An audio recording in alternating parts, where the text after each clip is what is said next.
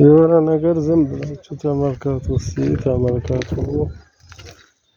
የሚገርም ነው። ዝም ብላችሁት አንድ አስገራሚ ነገር አይቼ ነው። ዝም ብላችሁ ትመለከታላችሁ። ከዛ ኮሜንት ላይ አስተያየታችሁን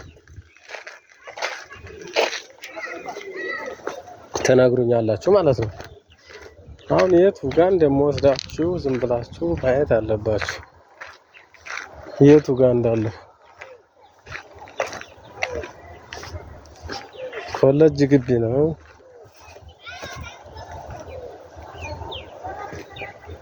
ዝም ብላችሁ ተመልከቱትማ።